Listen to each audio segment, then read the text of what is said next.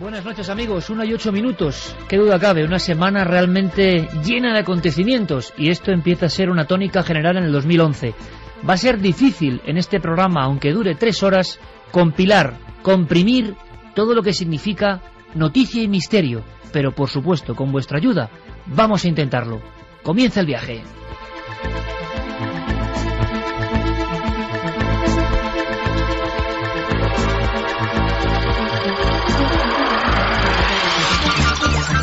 Siempre nos hemos preguntado si, a raíz del incremento de tecnología que tiene el ciudadano medio, esos escurridizos objetos volantes no identificados iban a ser vistos por el mundo con una mayor asiduidad. Y hemos querido hacer una prueba, porque curiosamente en los últimos días los casos en todo el mundo se han incrementado. Algunos medios de comunicación hablan incluso de una gran oleada. Y lo hacen sin tapujos, incluso medios que antes se avergonzaban de las siglas OVNI. Estaremos esta noche muy atentos, eso sí amigos, a todo lo que está pasando en un país que queremos, que hemos visitado muchas veces. Nos llega al alma las imágenes que están llegando en tiempo real de los saqueos en el Museo Egipcio, el más importante quizá de esta cultura, uno de los más importantes del mundo. Están ocurriendo cosas increíbles con las que tiene que ver, al parecer, Wikileaks, Internet y un sinfín de historias que os vamos a intentar contar. Así que a pesar de que empecemos con toda la actualidad asombrosa del fenómeno OVNI, estaremos con las vías de conexión directas con lo que está pasando en estos minutos, esta misma e intensa noche en el país de los faraones. Pero todo comenzaba, y por eso el sonido de Jean-Michel Jarre, que siempre acompaña el sonido del cosmos también, en Argentina. Nuestro informativo, hoy a las 3 de la tarde, hoy en el Valle de Uco, Santos Gamboa, una persona se encontraba con un ovni. Ha ocurrido hace escasas 15 horas. Carmen, Argentina. Buenas madrugadas, Iker. Efectivamente, en Argentina, Santos Gamboa lograba fotografiar un objeto volante no identificado. Él estaba haciendo diversas fotografías a una tormenta espectacular, según él, según sus palabras, cuando de repente capta un objeto de metal que está suspendido en el aire. La fotografía está ampliada, parece un objeto metálico con la típica forma de platillo volante. Hay una cosa esencial en este informativo. ¿Queréis ver estas filmaciones, estas fotografías? Que la tecnología nos ayude a estar viendo minuto a minuto lo que está pasando en el mundo. Ya en ikerjimenez.com, Carmen, ahora mismo Guillermo León con el mapa de filmaciones y observaciones OVNI de estos últimos días. Efectivamente, Iker, está el dossier especial de Milenio 3, vuelven los ovnis, y en ese mapa del mundo nos pone dónde se han reportado avistamientos de objetos volantes no identificados. Además está el debate de la semana: ¿qué son los ovnis? ¿Extraterrestres, prototipos secretos o fenómenos naturales? Ayer, no hace meses ni años, ayer en Israel, Javier, pasó algo, compañero. Efectivamente, ayer un videoaficionado grabó en Jerusalén desde uno de los miradores más típicos, más clásicos, sobre los que uno tiene unas vistas maravillosas de la ciudad santa de Jerusalén y del Monte Moria, un objeto, una esfera en plena noche que comenzó a bajar sobre la ciudad, se quedó estática flotando en los límites de las luces del centro urbano y dejó, estupefactos a todos los que lo vieran. Y el mundo interconectado, 26 de enero, estamos hablando de esta misma semana. Nos vamos a Chile. Santiago Camacho, buenas noches, compañero. Buenas noches, Iker. Termas del Flaco, concretamente. Cristian González iba conduciendo su camioneta, su pick-up, cuando observa un objeto zigzagueante en el cielo. Se baja automáticamente del automóvil y toma unas espectaculares fotografías, ya que él piensa que no es una nave conocida, no es ni un avión ni un helicóptero. En esas fotografías vemos la furgoneta, vemos el objeto y, según él, era algo que volaba muy rápido y no hacía ningún ruido. Artefactos sin sonido en diferentes partes del mundo. Ahora, lo más extraño quizá nos llega, Carmen, día 25 de enero, esta misma semana, Colombia. En Aldea del Llanito, las personas, los vecinos de esta pequeña aldea, ven una especie de objeto que se mueve de forma horizontal. Pero lo más extraño de todo esto, Iker, es que después de ese avistamiento comienzan a surgir peces muertos de una ciénaga. Más de 2.000 peces. Además han dado incluso las especies que son bocachicos, barbudos, picúas y doncellas. Se pueden ver imágenes espectaculares en los vídeos, cómo surgen del agua esos peces muertos que tienen una peculiaridad. Todo después de ver esa luz, una luz muy potente. que están quemados, tienen las escamas quemadas. 1:13, viajamos a Estados Unidos, Javier. Este mismo martes, el día 25, a la vez que estaban ocurriendo esos fenómenos en el sur del continente americano, en el norte, en Carolina del Norte expresamente, varios testigos observan un objeto triangular, compacto, que vuela a menos de 100 metros del suelo, que emite luces blancas en sus extremos y tiene una luz roja en el centro, que recuerda algunos prototipos militares secretos de los que se viene hablando desde hace años, pero que no se identifica con ninguno de ellos, y que provoca, y esto es interesante, todo un efecto de histeria en los perros que están cerca del lugar de la observación de este objeto. Una vez más, animales que parece que detectan algo. Y los hombres detectamos algo, nuestras cámaras parece que han sido protagonistas. De nuevo en Colombia. Y el mismo día 25, especialmente intenso, Santi. El mismo día 25, en las proximidades del volcán nevado de Huila, se observan varios objetos que vuelan a gran velocidad, también sin ruido como en estos casos.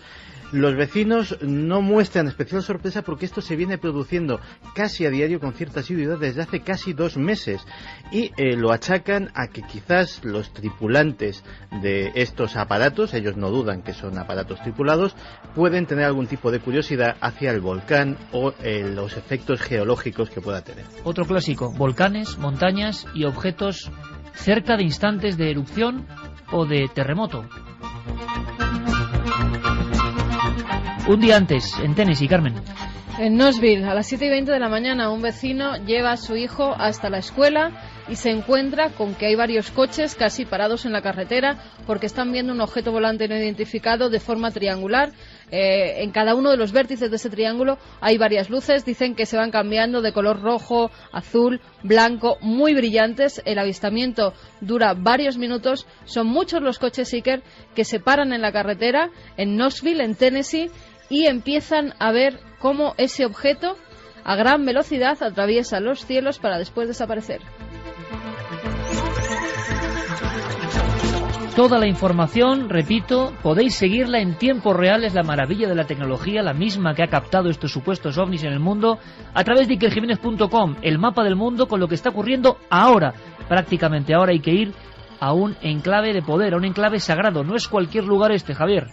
Chichén Itzá, México. La semana en la que estamos arrancaba este lunes con el avistamiento y la filmación de un objeto volador no identificado de color negro con forma de estrella que sobrevuela la zona arqueológica.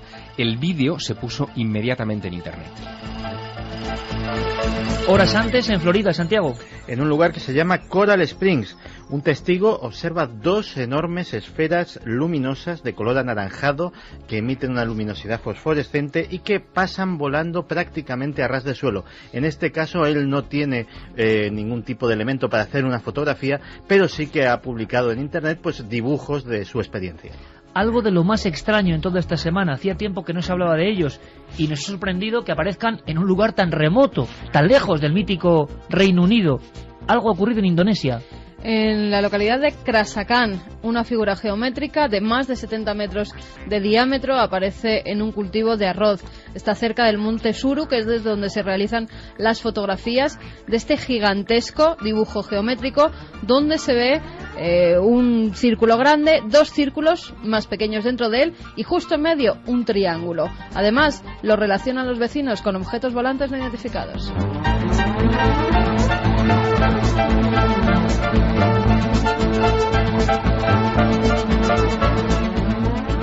Marchamos de nuevo a Estados Unidos, Javier. Pues el pasado domingo, el día 23 de enero, en La Porte, Texas, se observa un objeto que rompe todos los moldes de lo que nosotros tenemos inventariado como platillos volantes. Se trata de un objeto con forma de lágrima, con una especie de alas hacia atrás, que tiene 3 luces de gran intensidad en la parte delantera, de color naranja, y 2 luces a cada lado, también muy extrañas, y que es visto en pleno día, a las 11 de la mañana, por infinidad de testigos. Los ovnis no son solo nocturnos, evidentemente. Muchos de los casos de esta semana han tenido lugar en pleno día. Cámaras, fotografías y como si ahora tuviésemos aquí el teléfono rojo, Estados Unidos y Moscú, vamos a la antigua Europa del telón de acero. 18 de enero, Moscú, Carmen. En Moscú, una filmación, un objeto con forma de rombo. Se puede ver perfectamente, es muy brillante. Incluso la filmación, que dura larga, es bastante larga, dura casi 1 minuto. Se puede ver cómo ese rombo va variando en sus formas, llega incluso a aparecer una peonza, tiene como un pico al fondo, arriba pueden verse incluso una especie de ventanillas. Es muy característico, Iker. Además, fueron cientos las personas que pudieron ver cómo ese objeto volante hacía zigzag en el cielo de Moscú y después parecía que se apagaba, como si apagaran una luz o si apagaran el televisor, así lo describían los testigos. Sí que es cierto que va variando de formas. No se sabe si es muy bien por el zoom, en algunas ocasiones se ve que esas luces se van moviendo por el zoom, pero sí que es una forma romboidal perfecta, Iker, que acaba convirtiéndose en peonza. Y podríamos contar muchísimos casos más. Esto ha pasado en una semana. Podríamos terminar también como caso impresionante en el Reino Unido. Todos tienen algo gráfico, todos tienen filmaciones, fotografías, elementos que han deteriorado el campo, los animales. ¿Qué está pasando?, se pregunta la gente. Y nosotros preguntamos a los oyentes de Milenio 3, ¿qué está pasando? Reino Unido para rematar, Javier. Pues una filmación que nuestros oyentes no pueden perderse y que deberían consultar inmediatamente en la página web. En Dudley, en el Reino Unido, un oficial de seguridad llamado Glenn Richards, de 33 años, está fumando un cigarrillo en el jardín de su casa y ve de repente a las 8 menos cuarto de la tarde un triángulo compacto con luces parpadeantes que comienza a dar vueltas sobre su casa. Se asusta, pero entra dentro del domicilio, avisa a su hija pequeña y a su sobrino, que en esos momentos lo acompañan, lo ven e inmediatamente dan cuenta de ello en Internet. Se colocan en las redes sociales para buscar a ver si hay más información sobre ese triángulo y se encuentran con la filmación que nuestros oyentes pueden ver. Una filmación tomada hace un año en un lugar muy cercano, sobre un centro comercial, y que es realmente sorprendente. Fue obtenida por un teléfono móvil y en lo que se ve es algo que parece un vehículo, en fin, como los nuestros, como un avión extrañísimo, que también hace tiene las mismas características de vuelo. Da vueltas sobre sí mismo ese triángulo y es perfectamente visible, es decir, no se trata del típico ovni difuso. Algo, desde luego, está sucediendo en los cielos de Dudley y allí lo han bautizado a este fenómeno como el triángulo Dorito de Dudley, porque recuerda a los famosos snacks Doritos, ¿no? 1:21. Lanzábamos 3 posibilidades que siguen siendo las 3 grandes preguntas para este misterio. Que tenga antiquísimo. paciencia, se ha vuelto a colapsar. IkerJiménez.com nos informan, porque claro, es tanta la gente que está viendo la información de ese dossier especial sobre los ovnis que nos han visitado desde principios de año hasta hoy mismo, Iker. Guillermo León está preparando todo absolutamente al minuto para que, bueno, nuestra propuesta es esa. Si tenemos tantas posibilidades de escrutar el mundo, si tenemos tantas formas de escanear lo que es cada milímetro casi del planeta Tierra, estos objetos tan escurridizos llamados ovnis, que siempre parece que llegan de puntillas y se marchan de la forma más extraña, ¿serán captados de forma masiva? Hemos hecho el experimento y creo que lo hemos hecho en la semana más intensa de los últimos años. Algo debe estar ocurriendo. Las formas, las efigies de alguna forma de este misterio nos dejan sorprendidos. Lanzábamos 3 preguntas. Y digo que siguen estando ahí desde el principio del tiempo. ¿Fenómenos naturales?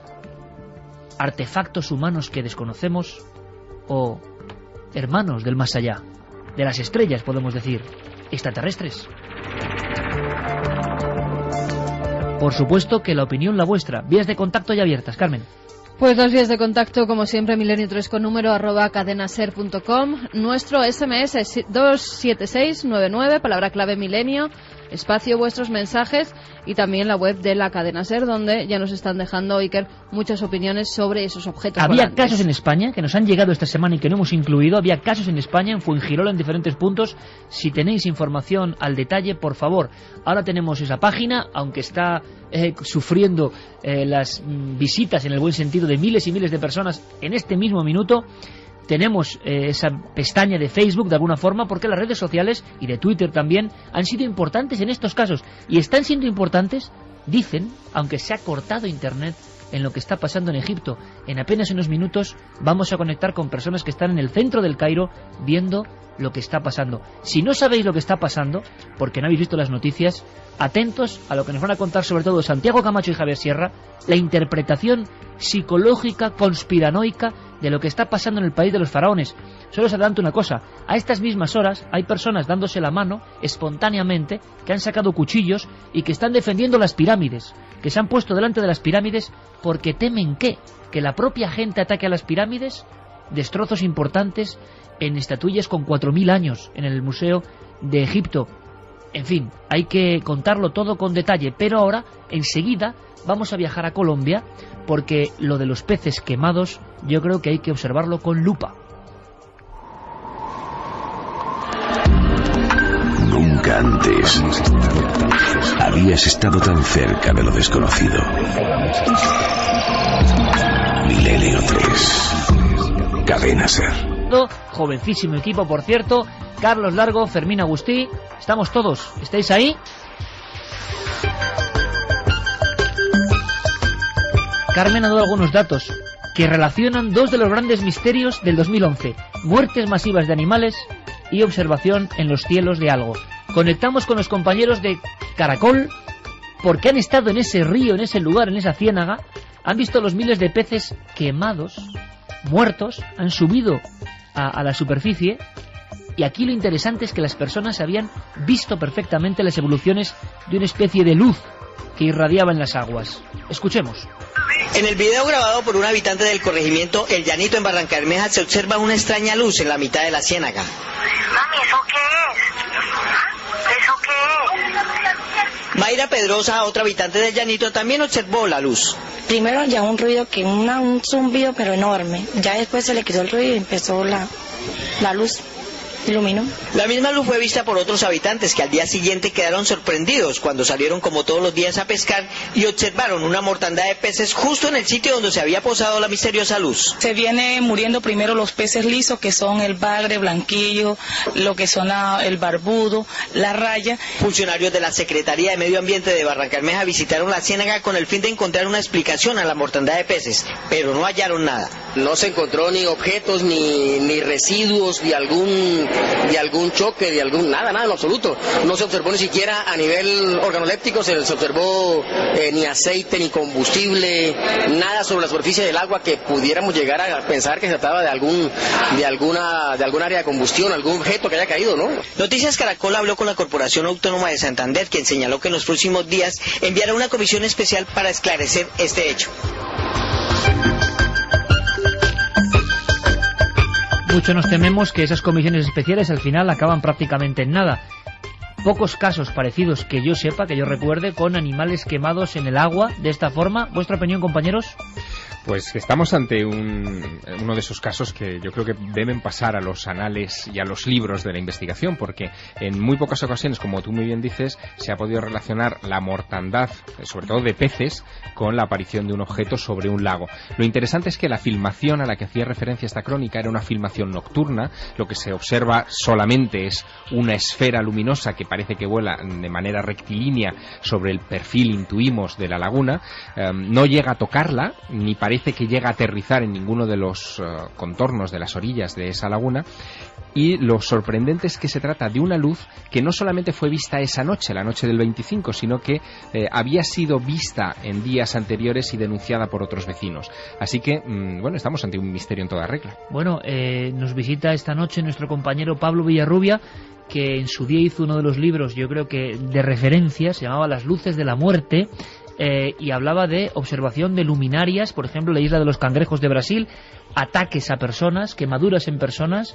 Es lo más parecido que hemos visto. Exactamente, lo más parecido. El fenómeno en Brasil, y eso nos lo podría explicar más tarde Pablo Villarrubia, recibía el gráfico nombre de los chupa chupa, porque se supone que terminaban absorbiendo la sangre también de animales e incluso de seres humanos, y no deja de ser interesante que este fenómeno, que se produce mucho más al norte de Brasil, en Colombia, bueno, pues reproduzca las características fundamentales de ese misterio que hasta ahora era selvático, profundamente selvático. Y que sigue estando en ese entorno con detalles curiosísimos. Por ejemplo, que los peces mostraban solo una de las caras quemadas, como si hubiesen estado sometidos a una radiación que venía de arriba. Ya se empiezan a dar explicaciones, y que eran algunas no muy coherentes, porque no explican en ningún caso esas quemaduras. Han dicho que por falta de oxígeno esos peces han muerto.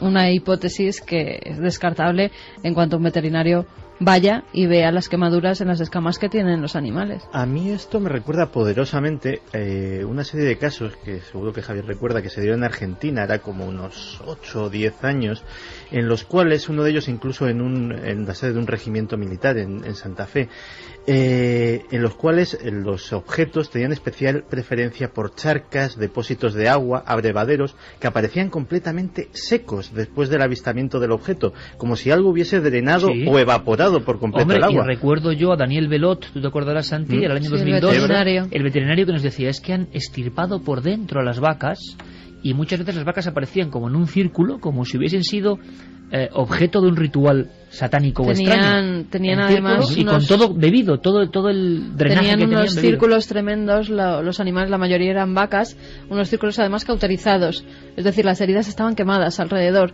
y nos decía el veterinario que era imposible, que ningún animal en la tierra era capaz de cauterizar una herida después de chupar la sangre y sacar los órganos a un animal. Luego le preguntaremos a Pablo, que vendrá en unos minutos, porque llega directamente de lo que llaman minas del infierno.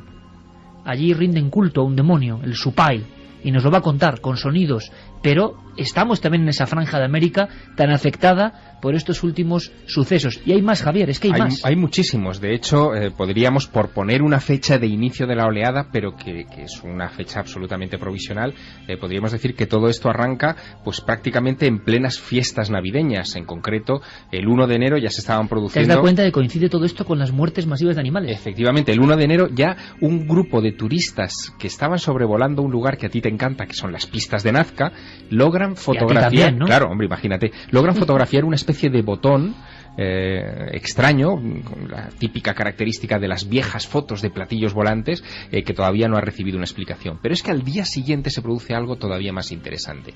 Hay que viajar a Chile, a Victoria, 4 horas antes de que se produjera un terremoto que apareció en todos los informativos de 7,2 en la escala Richter y que, en fin, asoló parte del sur del país sin provocar ninguna víctima. Pues 4 horas antes de ese seísmo se observó un objeto volante no identificado. Parece que hubo avistamientos también a posteriori, y lo curioso de este asunto es que han seguido produciéndose movimientos sísmicos en Chile y han seguido produciéndose observaciones. Quiero que escuchemos a Raúl Núñez. Él es el delegado en Chile del Instituto de Investigaciones y Estudios Exobiológicos, que se dedica a investigar este tipo de cuestiones, y nos habla de ese último caso. Esta misma semana hemos tenido una controversia debido a que el domingo 23 cayó un meteorito, que está filmado ya que es un meteorito, pero a las 2 horas después, personas que estaban en un matrimonio en la zona del Olenco, a 25 kilómetros al interior de Angol, vieron un objeto que estuvo paralizado encima de la casa donde se hacía este matrimonio 20 minutos. Lo curioso de todo esto es que hay por lo menos más de 20 testigos, y del objeto salió una pequeña esfera, la cual se alejó del lugar, y a este objeto lo acompañaban 2 o 3 objetos más. Ese día, en la mañana, habían habido 2 remesones muy fuertes de grado 2 y 3 en la zona. Una vez más, Javier, la relación que algunos incluso creen científica, de movimiento de placas o no, pero entre seísmos y objetos volantes no identificados. Sí, se ha hablado en muchas ocasiones de piezoelectricidad, es decir, que el movimiento sísmico de las placas tectónicas, el hecho de que rocen, por ejemplo, superficies pétreas de granito, puede hacer que aparezcan esferas luminosas eléctricas, es decir, de formación natural. El problema está en la duración de esos fenómenos, que suele ser pues de muy pocos segundos, y aquí estamos hablando de observaciones que se dilatan mucho más en el tiempo. Oye, en Argentina, creo que ni más ni menos que en el Rally Dakar, en un rally, han pasado cosas como ocurrió hace mucho tiempo. Se habló, tú recordarás algunas viejas fotos en viejos libros, valga redundancia, de algunos coches participantes en rally sudamericanos que aseguraban que en mitad de la ruta, en una de esas etapas nocturnas, en mitad de zonas desérticas, se habían encontrado con objetos, presencias, y habían sentido casi como un viejo Citroën Tiburón salía, eran observados o elevados. Todo eso quedó en la leyenda o no, pero curiosamente ahora se ha repetido la circunstancia, un rally de prestigio y ovnis. Bueno, aquí, si esto se confirma que es una oleada, y bueno, tiene el aspecto de serlo, hay dos características fundamentales. Una, que la enorme mayoría de los casos, la gran mayoría de los casos, se está concentrando en el cono suramericano. Hay, por supuesto, en Norteamérica, hay en Europa, hay alguno en Asia, pero sobre todo en el cono suramericano. Y la otra característica es que, claro, todos estos casos no son solamente informes de testigos, vienen acompañados por imágenes. Exacto. Todos llevamos encima, en nuestros días, una cámara de vídeo y una cámara fotográfica en el móvil, y eso hace que, la profusión de documentos gráficos a este respecto sea abrumadora. Es lo que ha sucedido en Argentina. El Día de Reyes, el Rally Dakar 2011, que hace el trayecto ahora entre Argentina y Chile, acercándose a la localidad de Victoria, en Entre Ríos, provoca mucha expectación. Hay mucha gente con sus cámaras de fotos, y una muchacha que lleva una cámara digital, toma varias secuencias al paso de un camión MAN, el número 804 de la carrera, y encima de ese camión observa una mancha perfectamente definida como una lentejita que tiene las características clásicas del platillo volante. Las imágenes se pueden ver en nuestra página web, en ikerjimenez.com, pero lo que sorprende de este asunto es cómo se ha dado a conocer esta imagen y por qué ha saltado a los medios de comunicación. Mira, hemos hablado con Fabio Junco, que es corresponsal en Argentina de la cadena SER, y allí nos habla de cómo ha sido ese proceso de la divulgación de la imagen y el papel que han jugado las redes sociales. Esto fue inmediatamente subido a los portales de internet de la provincia y luego ya pasó a nivel nacional en distintos diarios de Argentina, que solamente por lo de la, digamos, inmediatez periodística de la competencia Dakar no podía dejar de estar, pero del que no ha habido demasiadas precisiones. Solamente de que esta joven la subió primero en su web, en su Facebook, y luego directamente han sido publicadas en diarios nacionales. Una semana más tarde, en el mismo rally, el día 13 de enero, a su paso por San Juan, en Chile, una universitaria de 19 años, Andrea Cáceres, fotografía otra vez objetos extraños cerca del Cerro Villicum. Fue a las 3:30 de la tarde. Estamos hablando de avistamientos diurnos, que también es una característica rara en el fenómeno. Como sabemos, la mayor parte de las fotografías y de testigos que hablan de este tipo de observaciones suelen referirse a luces por la noche. Aquí estamos hablando de objetos vistos a la luz del día y que también inmediatamente encuentran eco en la prensa, en este caso chilena, gracias a la publicación de esas imágenes en las redes sociales. Es curioso porque esa zona de la Tierra, precisamente los desiertos que separan Chile de Argentina, que, bueno, conocemos perfectamente y hemos rondado por ellos, me estoy imaginando, no sé por qué, esas figuras gigantescas, enormes, de las llanuras, de las planicies chilenas, esa figura que grabaron, quién sabe si hace más de 1000 o 1200 años, y lo llamaron el gigante de Atacama. Otros lo llaman ahora el extraterrestre, el dios coronado, 121 metros de alto, y quién sabe si ahora mismo, esta misma noche, están sus ojos cuadrados siendo testigo de cosas que parecen incomprensibles. Rápidamente conectaremos en breve con Egipto, repetimos, porque están pasando demasiadas cosas. Santi, es curioso, ahora me lo cuentas, las redes sociales e Internet, protagonista en la difusión del fenómeno ovni ahora mismo. Vuelven los ovnis, dice Guillermo en su trabajo, y nosotros lanzábamos una encuesta que no sé cómo va, pero va a ser interesante en el 2011 qué piensa la gente de este misterio. En ikerjimenez.com pueden seguir votando. La pregunta era: ¿qué son los ovnis, extraterrestres, prototipos secretos o fenómenos naturales? Bueno, pues la primera opción, extraterrestre, 63,2%, es la opción más elegida, 29,9% para prototipos secretos y tan solo un 6,8% fenómenos naturales. 63% de las personas ahora mismo, muchísimos votos, piensan que son extraterrestres. A mí personalmente no me deja de sorprender este dato. Rematamos nuestra gira americana en Colombia. Sí, en Colombia no solamente estaban los sucesos de Barranca Bermeja, que son estos peces que han aparecido muertos al paso de una luz, sino que en otro lugar de ese hermoso país, cerca de un volcán, y de nuevo volvemos a la relación entre fenómenos geológicos y la aparición de objetos voladores no identificados, en el volcán Nevado del Huila, este martes, aparecían unas imágenes publicadas en las que se veían unas luces sobre edificios del centro de esa población a las faldas del volcán. Es curioso porque esas fotos fueron hechas a los edificios, nadie vio el objeto en cuestión o los objetos en cuestión, por lo tanto estaríamos hablando de ovnis invisibles, que es otra de esas cosas que recurrentemente aparecen en la historia del fenómeno. Salen después en la imagen. Hemos hablado, de todas maneras, con Ricardo Ayerbe, que es un investigador justo de Huila, de esa región, que ha recogido todos los datos de estas observaciones y de estos, en fin, de estas fotografías, pero que también nos contaba que los ovnis se están apareciendo en esa zona desde finales de año, es decir, que estamos hablando de varios avistamientos en esta franja de tiempo, desde las Navidades de este año, y que se siguen apareciendo todavía hoy. La última noticia nos la cuenta Ricardo. Aquí en Colombia, como en muchos países, se han vuelto muy constantes, muy recurrentes estas apariciones. Y, por ejemplo, en la isla de Barú, aquí en Colombia, se acaban también de observar objetos extraños sobrevolando los cielos de manera silenciosa y a altas velocidades, describiendo órbitas y ángulos a alta velocidad imposibles de desarrollar por la tecnología terrestre. Hubo un caso hace muchos años, claro, todo esto es actualidad y a veces coinciden anécdotas personales y parecemos aquí, Javier, un poco síndrome de abuelo cebolleta, pero tú recuerdas que junto a Enrique de Vicente se nos reventó una furgoneta junto a Villacarlos Paz hace unos 12 o 13 años. Sí, cómo no voy a ¿Te acuerdas de aquel viaje? Claro. Y nos quedamos, Javier y yo, asombrados porque justo el lugar donde se había reventado la Travis, como decía Enrique, en aquel instante, en mitad de la nada, nos dejó. Y digo yo, caramba, mira qué cartel. El cartel ponía exactamente Villacarlos Paz.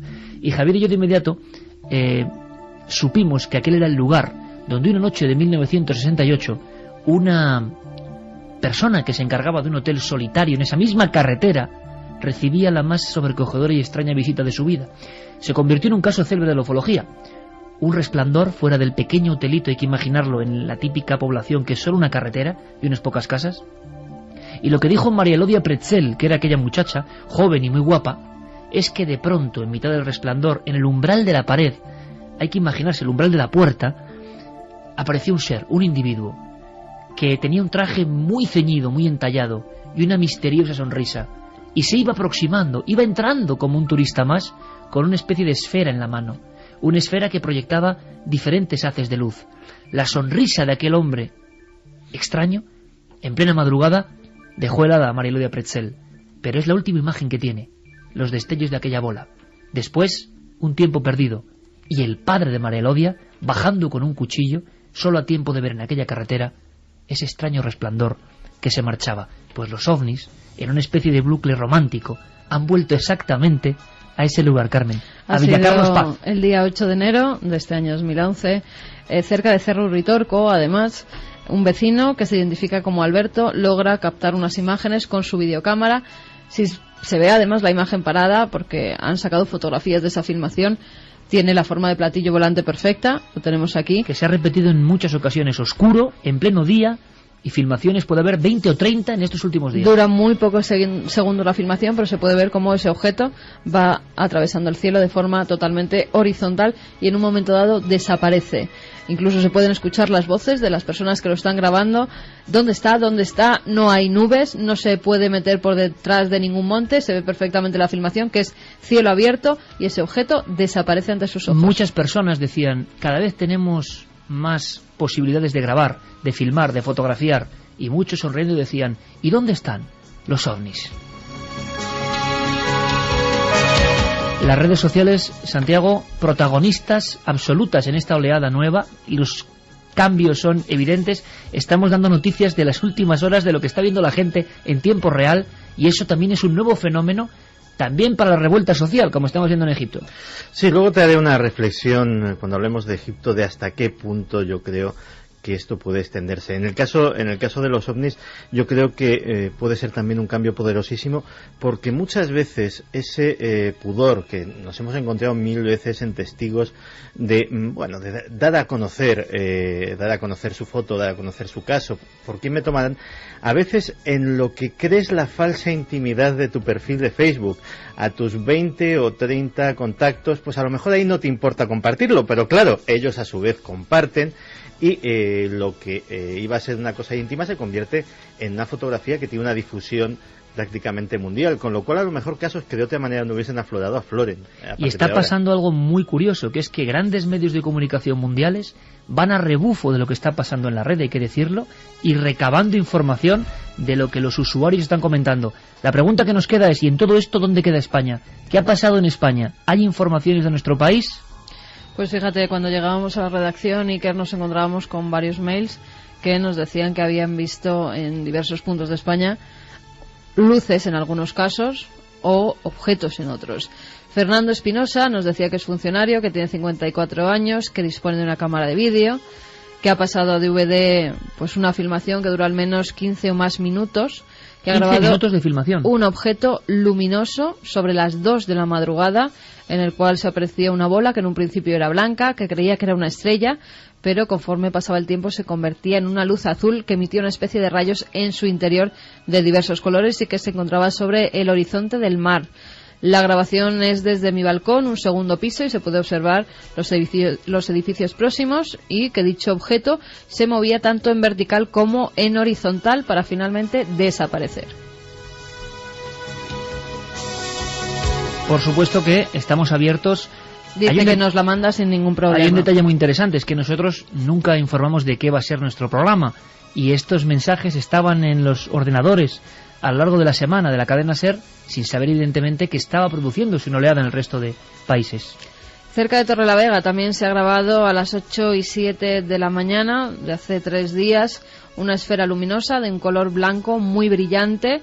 Decía que sabe la hora exacta porque estaba escuchando a nuestro compañero, a Carles Francino, y que entonces había dado esa información de qué hora era hacía pocos minutos. Atravesaba el cielo esa esfera luminosa que no pudo ver más por culpa de los árboles. Y para que os hagáis idea de su tamaño, si la luna fuese una moneda de 5 céntimos, su diámetro era como la moneda de 1 céntimo. O sea, mucho más pequeña. Pude verla a través del parabrisas delantero de mi coche y os aseguro que la velocidad era considerable. Cerca de Torrelavega. Sí.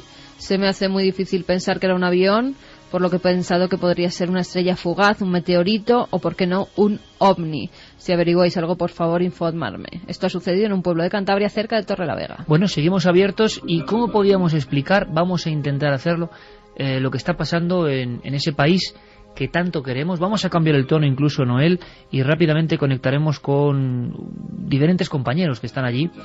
Yo lo decía, para quien no ha seguido las noticias, que evidentemente es noticia de portada mundial, estos minutos, Javier, Santiago, hacer una guía rápida para entender el trasfondo de lo que está pasando en Egipto y que tiene que ver con los misterios. Pues en realidad todo lo que está sucediendo en Egipto tiene mucho que ver con lo que sucedió hace unos días en Túnez.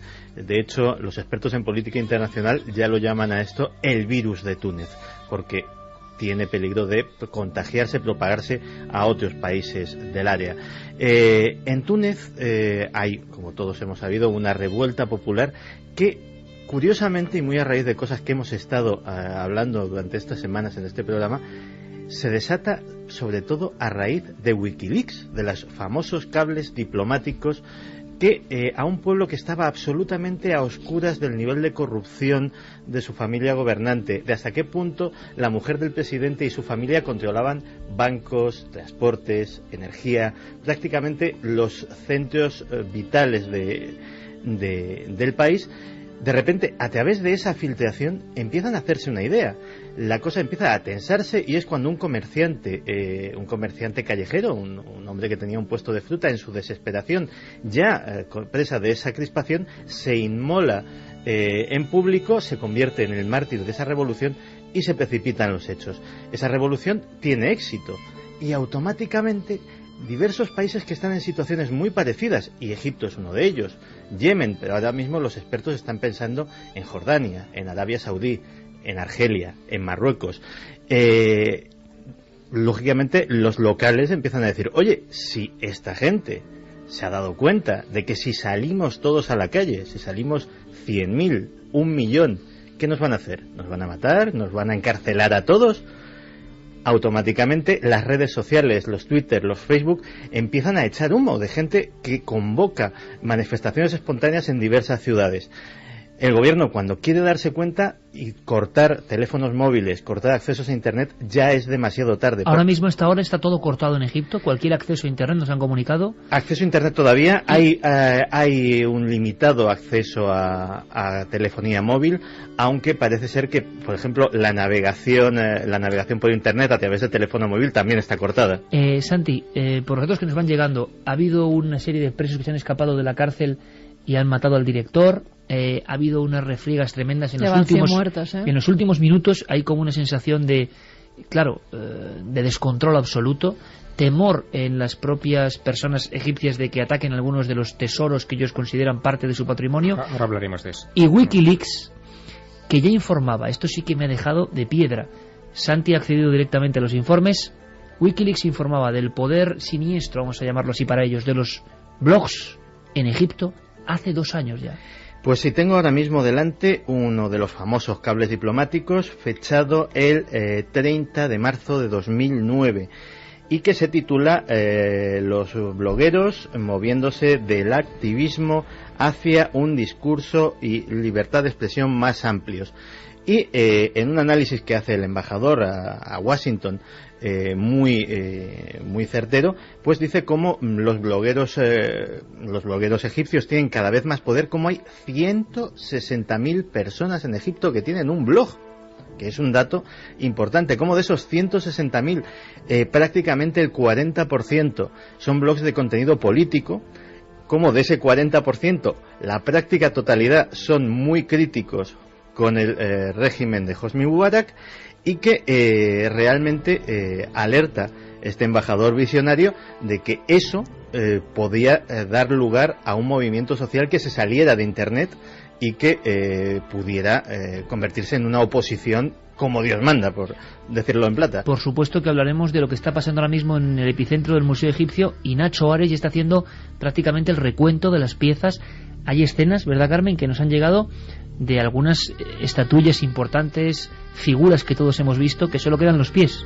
Sí. O sea, que han sido y dos momias rebanadas, que no sabemos todavía cuáles son, que están dañadas, pero sí, al parecer hay decenas de figuras que han sido rotas. Nos decían desde Egipto que bueno, que no parece muy grave, que podrán restaurarse, pero que sí que es cierto que han sufrido daños, que dentro. ¿Quiénes han fíjate, sido? Decían las noticias ahora que estaban temiendo que el fuego que se ha producido en el centro del Cairo llegue las llamas hasta el museo, porque está bastante cerquita, no pueden contener ese incendio, y lo que está pidiendo Zahi Hawass desde las televisiones egipcias es que por favor que manden a todo el ejército. Está pasando ahora, Iker. Está pasando ahora, y entonces minuto a minuto vamos a seguir lo que ocurra y conectaremos con compañeros. Javier, tú has hablado, me parece tremendo el término en ocasión, un poco el síndrome de los faraones. Sí, lo he comentado un poco en petit comité porque creo que podría estar detrás de lo que está ocurriendo en estos momentos y de la revuelta social que estamos viviendo, ¿no?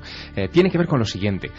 Si tú te fijas en la historia reciente de Egipto, cada vez que uno de los presidentes se ha intentado perpetuar o ha intentado colocar a un delfín o a un hijo o ha hablado de la sucesión tratando de definirla, el pueblo se ha levantado o ha habido algún tipo de revolución o de atentado, de magnicidio. No hay más que recordar, por ejemplo, al presidente Sadat, pero lo que está ocurriendo ahora es justo también eso. Desde hace ya 3 años al menos, Hosni Mubarak viene hablando insistentemente de su sucesión con su hijo, y aquí es donde parece que ha llegado al tope la paciencia también de la población, porque no quiere volver a tener algo dinástico pendiendo sobre ellos. No quieren otra vez a los faraones, no quieren esa gente dominándoles durante tanto tiempo.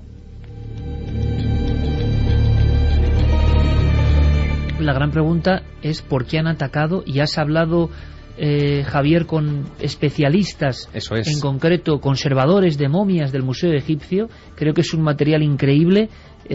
Primero, ¿quiénes han sido? Por aquí está ya la conspiración, Santi. ¿Qué clase de personas han burlado las normas de seguridad y se han metido a romper los tesoros de los egipcios? Sus propios tesoros. Esto es muy extraño, porque si hay un pueblo consciente del valor que tienen las antigüedades para ellos, para su economía, para su desarrollo, en fin, para lo que son, es el pueblo egipcio. El pueblo egipcio es uno de los pueblos, tú lo conoces también bien, Iker, más considerados con la antigüedad del mundo y más admiradores de su legado que existen. De hecho, se enfadan cuando escuchan teorías al respecto de que si las pirámides las construyeron los extraterrestres, porque ellos creen que fueron sus antepasados y se enorgullecen de ello fueron los que la levantaron. Lo curioso es que, fíjate, ha habido una reacción muy singular en torno al Museo Egipcio del Cairo, la está viendo ahora, gente que patrulla alrededor del museo, civiles, para impedir que saqueadores entren dentro de sus instalaciones y las roben. Un momento, Javier, porque están llegando imágenes en este momento, en este minuto, esto es la intercomunicación total. Te escuchamos con mucha atención, pero Carmen, están llegando nuevas imágenes del interior del museo. ¿Qué se puede ver? ¿Qué podemos contar al público? Pues podemos ver a soldados armados hasta los dientes, llevan, además, con intención yo creo que de disparar si se encuentran a alguien, las escopetas. Estoy viendo ahora mismo cráneos por el suelo. Sí, estoy viendo también figurillas, vitrinas rotas, algunas de las piezas las típicas vitrinas del Museo del Cairo. Destrozadas, sí. Claro. Mira, el barco típico que había en una de las salas, el barco egipcio, además si os acordáis con las estatuillas que iban encima, destrozado por completo, y los militares intentando ver si hay alguien que todavía está en el interior. Ahí está, mira, una estatuilla rota completamente. Carmen, nosotros hemos conseguido hablar hace unos minutos, justo antes de empezar el programa, con Mohamed Osman, que es uno de los conservadores de esas momias que estamos viendo en imágenes destrozadas en el suelo. Y Mohamed Osman, que trabaja para el Museo del Cairo, que todos los días pasea por esos pasillos increíbles, nos estaba contando que la situación está muy mal. Vamos a escucharlo.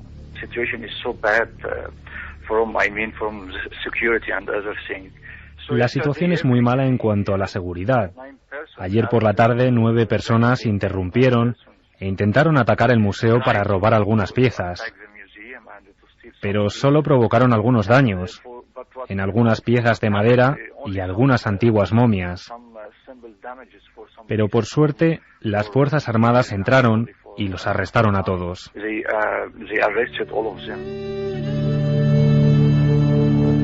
La situación se está complicando por momentos porque los medios de comunicación se están focalizando sobre todo en lo que ocurre en el Cairo, que es donde está centrada toda la atención, pero ya hay focos en otras partes del país donde también hay museos y colecciones importantes de antigüedades. Por suerte hemos tenido la fortuna de tener línea con Egipto y lograr comunicarnos. Que es un milagro a estas horas. Es un milagro en estos momentos, sí, y lograr comunicarnos con Miriam Seco, que es arqueóloga, que ha estado excavando en busca de Tutmosis III en las dunas egipcias, y ella nos contaba que sí, que la situación mala es la del Cairo, pero que esos otros focos están abiertos. La escuchamos. Bueno, pues ahora la verdad la situación peor es aquí en el Cairo, también está mal en Alejandría, en la ciudad de Ismailía, pero claro, ahora se ha generalizado este caos y es lo que ha empezado pues la gente, pues ladrones que están en la calle a robar y aprovechándose de que ha desaparecido la policía. Y entonces, bueno, pues han salido como bandas de ladrones a robar tiendas, a robar casas, a robar todo lo que pillan, ¿no? En Luxor, ahora en las noticias salía que había empezado a haber varios robos en la ciudad de Armand y ahora empezaba también un poco en la ciudad de Luxor. Se están protegiendo otros lugares arqueológicos enviando, evidentemente, pero fuerzas ¿por qué de ese seguridad. temor? Se preguntará nuestro público. ¿Por qué ese temor? ¿Simples bandas de ladrones que ahora tienen la ocasión hay ni algo, pintada para llevarse material? Hay algo ahí que tiene que ver con un doble miedo. Por un lado, el miedo del robo, de alguien que quiera expoliar esas antigüedades para después venderlas en el mercado negro. Todo lo que sea egipcio se vende inmediatamente en el mercado negro. Pero también está el temor de que sean, por ejemplo, los hermanos musulmanes los que puedan encauzar algunas de estas acciones contra el patrimonio egipcio, porque al fin y al cabo, digamos que ellos serían iconoclastas, querrían acabar con todas las imágenes del pasado porque son pecaminosas. Hombre, la situación recordamos, Javier, la historia de Tutankamón. Lo peor que podía ocurrir es que te borrasen el nombre, y cuando llegó el Islam, es cierto, muchas de las figuras en diferentes culturas son picadas pacientemente. Escucha, por favor, a Miriam Seco, que nos vuelve a contar cómo se están protegiendo estos monumentos. Ahora mismo en todos los lugares han tomado medidas. Por ejemplo, el doctor Zahi Hawass estaba comentando el Museo de las Joyas de Alejandría, pues habían metido todo en las cajas fuertes. O sea, medidas se han tomado. Los museos están cerrados, bueno, para evitar en la manera de lo posible pues este tipo de robos. Pero mira, en el Museo Egipcio pues han entrado con unas escaleras de incendio que había por detrás y rompiendo unas ventanas de la parte de arriba, ¿sabes? O sea que medidas están tomando, pero si no se controla la situación, pues seguirá habiendo robos, claro. Milenio 3 ha tirado sus tentáculos de amigos que están ahora mismo en Egipto. Hemos hablado con arqueólogos, hemos hablado con compañeros que lo están viviendo en estos momentos. La última hora, y nuestros compañeros de informativos, por supuesto, nos darán noticias de lo que está pasando ahora mismo, es que miles de turistas intentan salir del país. Y no pueden, Iker, se han suspendido los vuelos. Vamos a ver si a las 8 de la mañana se levanta ese estado de sitio que tienen ahora mismo en el aeropuerto, y algunas compañías, por lo menos europeas y estadounidenses, empiezan a fletar vuelos, porque hay mucha gente intentando salir del país. Y sobre todo esas comitivas que buscan qué, y gente, ahora, la última noticia es defendiendo la máscara de alguna forma de Tutankamón, decían algunos periódicos norteamericanos. Santi, conspiración, se habla de ello, ¿sí, no? Sí, y lo profundizaremos en un segundo. Pues ahora todas las noticias de nuestros compañeros, atentos a lo que ocurre en Egipto, volvemos en apenas 5 minutos. 2 y 7 minutos, está pasando ahora mismo en el mundo y lo estamos contando. Esa es la magia también de hacer radio, de poder estar asomados a ese balcón infinito que es el micrófono amarillo de la cadena SER. Desde el estudio central, para todo el mundo, información que no deja de ser misteriosa, porque se están moviendo muchas cosas. Escuchábamos ahora mismo, es curiosa la hilazón con los compañeros de informativos y lo agradecemos porque esto al final son noticias. Está pasando, lo estamos contando. Santi, última hora en Gabón, nuevas revueltas, algo está pasando y no es para preocuparse, que me parece que sí, ¿no? No, es para preocuparse, y sobre todo los que más tienen que preocuparse posiblemente son los regímenes no democráticos, hasta el punto de que, por ejemplo, la noticia de hoy es que China ha censurado la palabra Egipto en Internet, es decir, en un buscador, en Twitter, en cualquier sitio buscas Egipto y sale un aviso que dice que según las normas del servicio no podemos atender a esta búsqueda. Como si fuera una palabra tabú. Efectivamente, porque lógicamente están temiéndose mucho los efectos del posible contagio.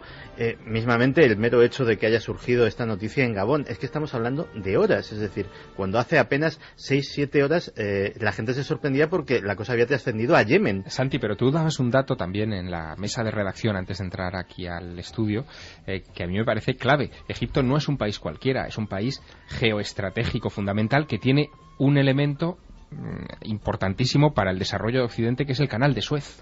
Efectivamente, o sea, ya a raíz de eso, simplemente por la crisis que hay montada en Egipto, eso ya ha hecho subir el precio del petróleo, ya ha hecho que determinados mercados de futuros, por ejemplo, los que tienen que ver con las exportaciones japonesas y chinas, estén modificando sus precios, porque si el canal de Suez cierra por cualquier razón que sea, el comercio mundial de petróleo, de mercancías procedentes del Extremo Oriente, etcétera, etcétera, se queda absolutamente colapsado y...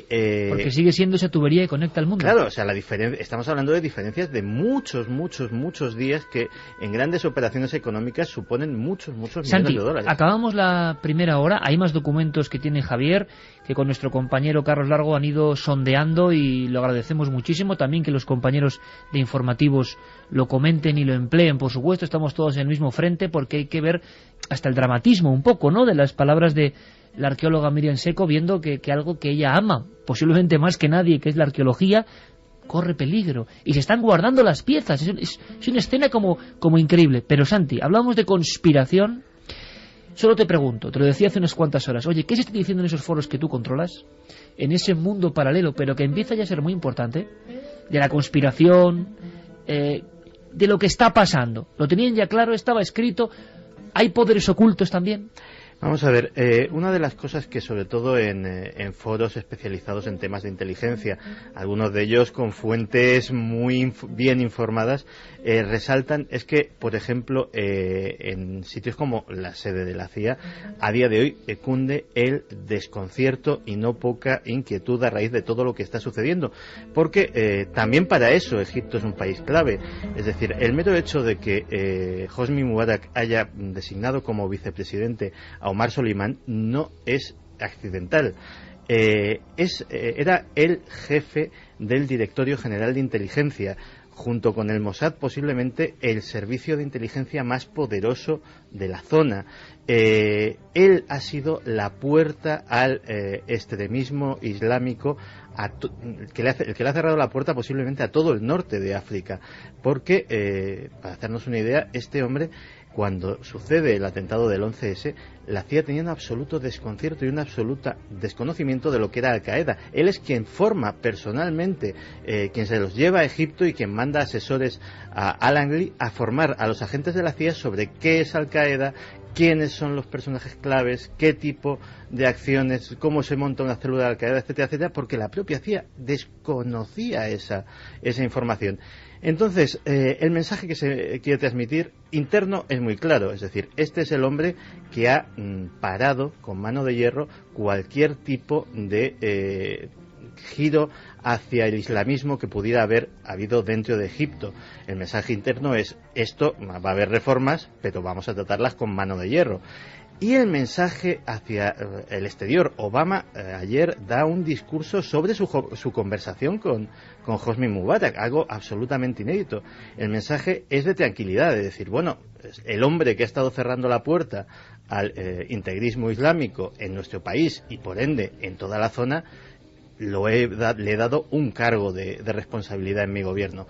Pero, desde luego, desde esos foros de inteligencia la cosa se ve con absoluto pavor. O sea, y la palabra es esa. Y descontrol, ¿no? Sí. ¿Quiénes son esos 9 individuos? Se está diciendo 9 en concreto, un número que ha entrado en el museo más importante, de los más importantes del mundo, a romper cosas? Pues se ha especulado con todo tipo de posibilidades, pero quizá la teoría que ha calado más a fecha de hoy, y apenas han pasado 24 horas desde ese asalto al Museo Egipcio del Cairo, es que pudieran tratarse de agentes desestabilizadores enviados por el propio Hosni Mubarak para crear... Teoría de conspiración, por tanto. Exacto, para crear animadversión contra la revuelta, ¿no?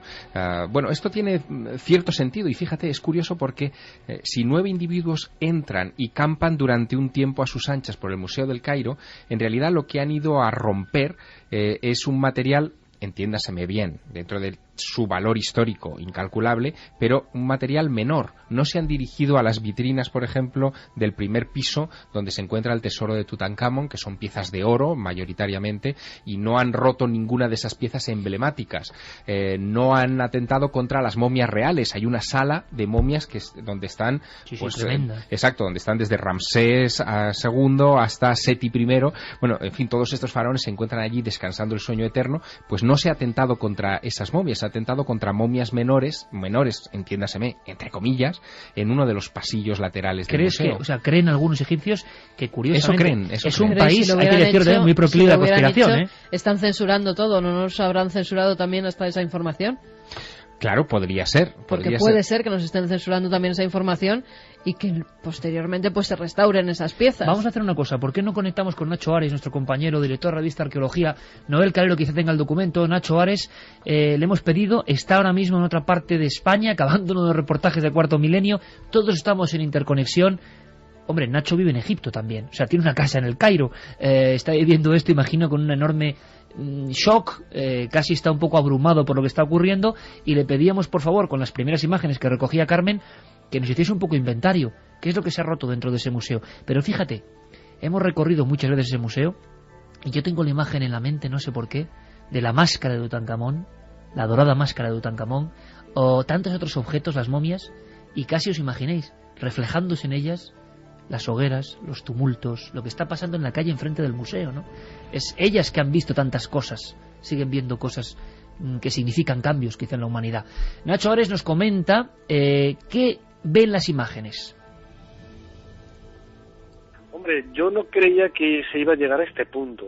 O sea, yo recuerdo que en el día de ayer, el viernes, cuando toda la problemática suscitada por la reclamación de mejoras políticas llevó a la gente a la calle, bueno, pues veía, y también hablando con amigos de allí, comentaban que la situación era tensa, y sobre todo el mayor problema es que se acercaban al Museo del Cairo, donde pared con pared, en la parte de la biblioteca del museo, hasta uno de los edificios del gobierno que ha ardido totalmente, lo hemos visto en las imágenes de televisión, y que eso pudiera dañar al propio museo, ¿no?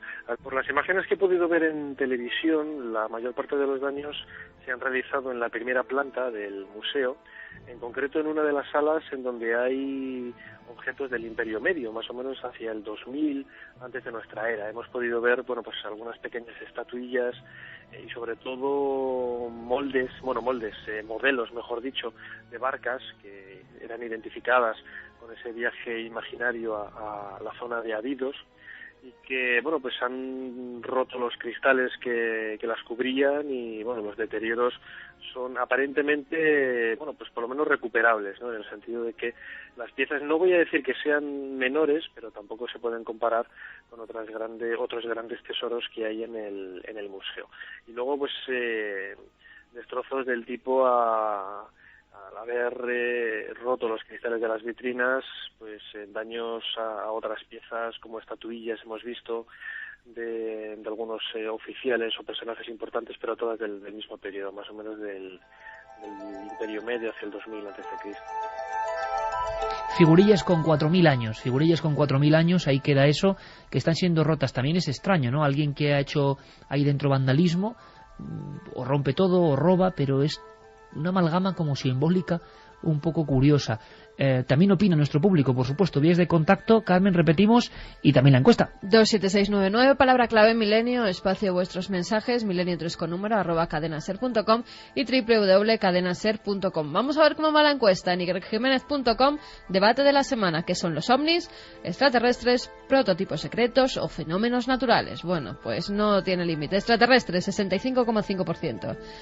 28,3 prototipos, y fenómenos naturales tan solo un 6,2. ¿Qué opina el público de lo que está pasando ahora mismo en, hay que decirlo, cuna de la civilización mediterránea también, Egipto? Pues mira, Mesías nos dice: lo de los países árabes es solo el principio, se extenderá a todo el mundo y sucederá lo que está escrito. Hay muchos mensajes un tanto apocalípticos. Madre mía. Enrique de Aranjuez: la principal fuente de ingresos de Egipto es el turismo. Si lo destruyen todo, ¿qué será del país? Según Al Jazeera, hay un grupo muy cercano del museo intentando entrar. Los militares están disparando. Imágenes ahora mismo de Al Jazeera Online. Yo estoy en Al Jazeera Online, llevamos consultando la página mucho tiempo, por lo menos estas imágenes no han salido todavía, nos lo decía Germán David. Yihad, alguien que firma así, nos dice: la biblioteca de Alejandría ardió, todas las reliquias egipcias arderán también, y después llegará la Guerra Santa y el Islam imperará en el mundo. Claro, con todo esto el inconsciente colectivo también tiene sus respuestas, en fin, que cada uno... Esto es un programa libre, puede opinar lo que quiera, pero mucha gente piensa algunas cosas. Y los radicales también. Claro, y ha empezado a cundir cierto pánico también en la clase dirigente egipcia, porque sabemos que a estas horas los hijos de Hosni Mubarak han aterrizado ya en Londres, han huido, por lo tanto, del país, y la duda era si también algunas autoridades que no son más afines, más cercanas, se mantienen en sus puestos defendiendo, en fin, su misión, o si también han huido. Me refiero en concreto al doctor Zahi Hawass, que es hombre del gobierno. Es el Indiana Jones egipcio, todo lo tenemos en la mente, ¿no? Indiana Jones egipcio, pero quizá la mano derecha de Madame Mubarak, de la primera dama, y uno de los... Un poder tremendo. Y uno de los personajes que ha sido propuesto en varias ocasiones a ministro de Cultura, nada menos, que ahora es el director del Consejo Supremo de Antigüedades y que tiene las llaves de todos los monumentos de ese país. Bueno, pues al preguntarle a Mohamed Osman, a este conservador de momias del Museo del Cairo con el que hemos hablado, si el doctor Hawass sigue en su puesto, nos decía esto. No, Zahi Hawass está todavía en el país y apareció en televisión. Está todavía aquí. Apareció en televisión para explicar la situación del museo y esta tarde estuvo allí y habló para los medios. Y también el director del museo. No. Está todavía en Egipto.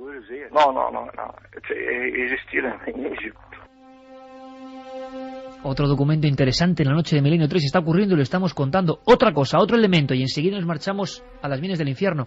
Y curioso, ¿queréis escuchar a... ¿cómo se pronuncia? Shyamalan, el director. Shyamalan, sí. Shyamalan. Bueno, ¿qué cantidad de amigos nos han preguntado por el director del Sexto Sentido y por su vida conectada con lo paranormal? Bueno, pues esta noche en Milenio 3 este director va a contarnos cosas. O sea que tenemos una noche apretada, tanto como para decir otro elemento de conspiración en Egipto. Aunque cerremos el expediente ahora, estaremos muy pendientes toda la noche con conexiones. Santi, personas importantísimas, influyentes, fíjate, todos los grandes claves de momentos de conspiración se están cumpliendo ahora mismo. Rumores con Internet apagado, nos confirmaba por vía interna Álvaro Zamarreño, que estaba en su hotel, que hay apagón de Internet. No hay posibilidades. Y que de están SMS también. comunicándose por fax y teléfono, como hace...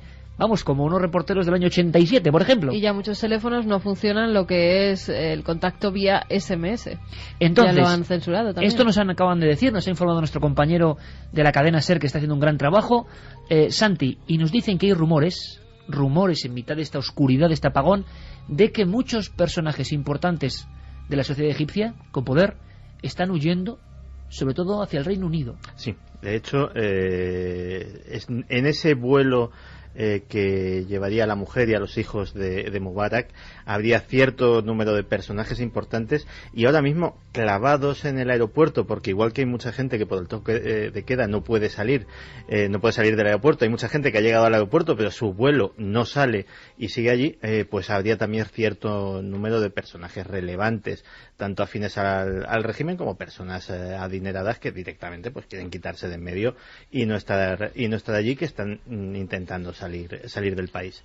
Pero permíteme, porque a raíz de todos estos mensajes apocalípticos que ha leído Carmen, yo no me resisto a hacerte la reflexión que te anunciaba antes. Y es una cosa que os he dicho al llegar aquí esta tarde. Cuando se inventa la imprenta, se inicia un proceso de cambios profundísimos en la humanidad que un invento mecánico parecía que no podía traer consigo. El catolicismo pierde su hegemonía porque la Biblia se hace de lectura común, nace el protestantismo, nace la Ilustración, y ese proceso posiblemente culmina con la Revolución Francesa y el nacimiento de los Estados Unidos. Eso era la imprenta.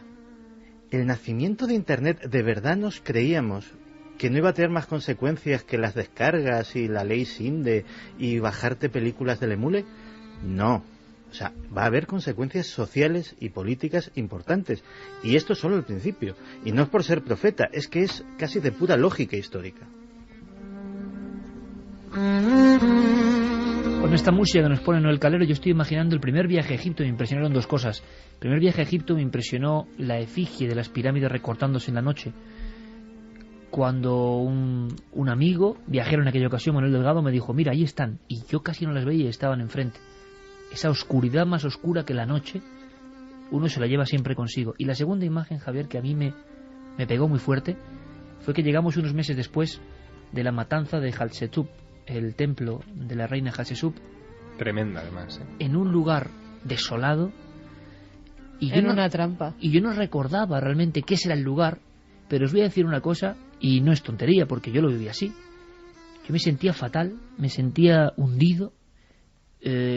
Había una sensación como de un lugar de dolor tremendo, y es cuando me confirman que meses antes unos autobuses con alemanes, lo último que ven son unos tipos con atuendos oscuros, con cimitarras y bajando para degollarles. Pero Egipto ha sido así a lo largo de toda la historia. Es el país más vivo del mundo, pero a la vez es el país en el que uno siente más cerca la presencia de la muerte.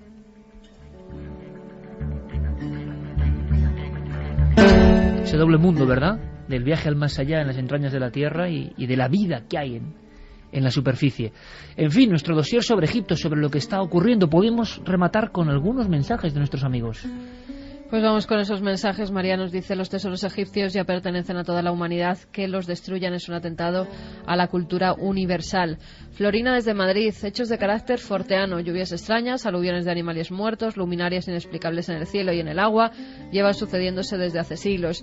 Y ahora nos preguntamos si es que en esta época estos sucesos ocurren con similar cantidad y periodicidad de siempre.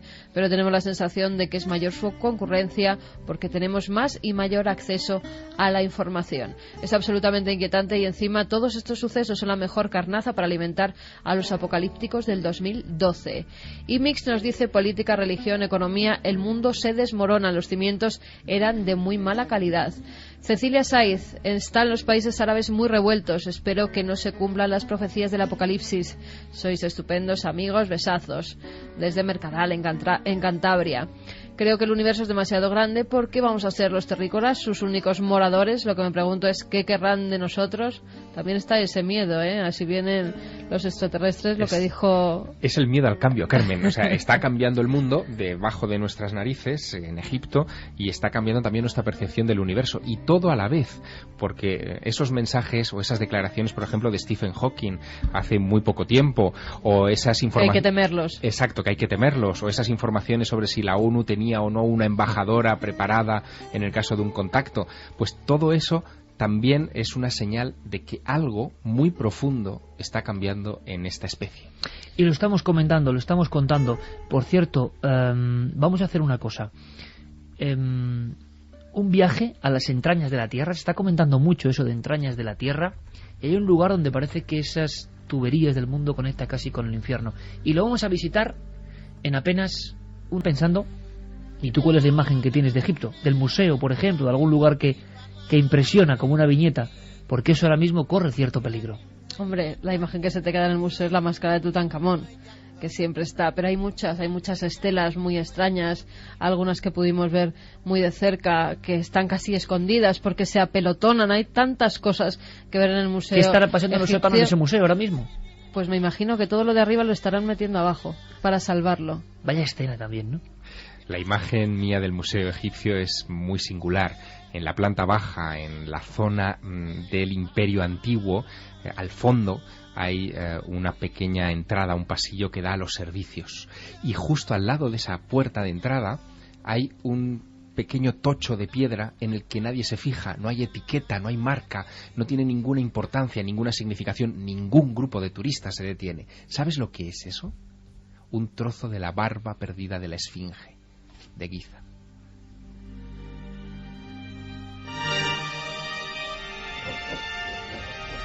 Y ahora sí, vamos a comenzar una exploración después de esta escena de Javier Sierra. Egipto es así. ¿Por qué no conectamos con otro país lleno de secretos? Acaba de llegar nuestro compañero Pablo Villarrubia y en su honor pongo esta música maravillosa, En busca del misterio, Michael Hugen. Marchamos hacia tierras de auténticos enigmas.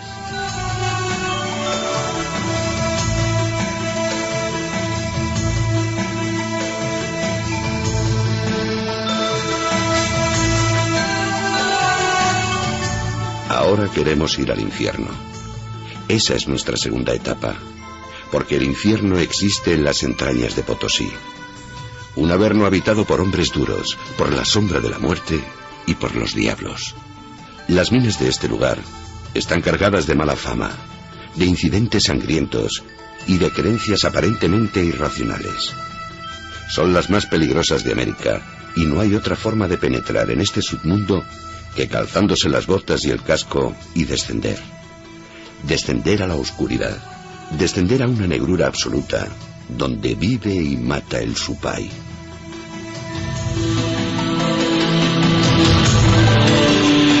Nuestra nave se mete debajo de la tierra. Se ha hablado mucho de las minas de Potosí como las más peligrosas del mundo, las que más muertes, por desgracia, acarrean. Y encima estando ahí dentro, porque hay que estar ahí dentro para contarlo, en ese auténtico infierno en la tierra, dicen algunos, hay símbolos esotéricos, algunos indescifrables, hay conexiones mágicas, hay apariciones, hay historias increíbles, pero hasta ahora, hasta esta noche casi, era un mundo velado. Pablo Villarrubia, buenas noches. Muy buenas noches, Iker. Acabas de llegar prácticamente de las minas del infierno. Exactamente. ¿Y qué te traes, amigo? Pues recuerdos, imágenes de hombres muy castigados por la vida, por las minas, por unas entrañas terribles de aquel cerro Rico, que debería recibir otro nombre, Cerro de la Muerte. En realidad le llamaban la boca del infierno, y hombres que están luchando por sobrevivir. Esa es la imagen que me traigo. ¿Has venido muy impresionado? Estamos hablando de una zona concreta de Bolivia que fue zona de riquezas, fue zona de... Bueno, la palabra Potosí, tener un Potosí significaba, para nuestros abuelos, tener una riqueza increíble, ¿no? Todavía la expresión sigue en el castellano. Potosí, ¿no? Vales un Potosí. Y sin embargo, la realidad es otra muy distinta. Creo que ha sido uno de los viajes más duros, ¿verdad, Pablo? Sí, fue uno de los viajes más duros realmente del cuarto milenio, eso sin duda. Y bajabais, para hacerte idea de lo que estaba ocurriendo, bajabais muchísimos metros y te encontrabas con un individuo que no sé si es humano o no es humano. Los misterios de las minas, incluso en España, muchas historias hay de aparecidos ahí abajo. Pero tú me dejaste asombrado cuando me comentaste que había que hablar del Supai o del tío.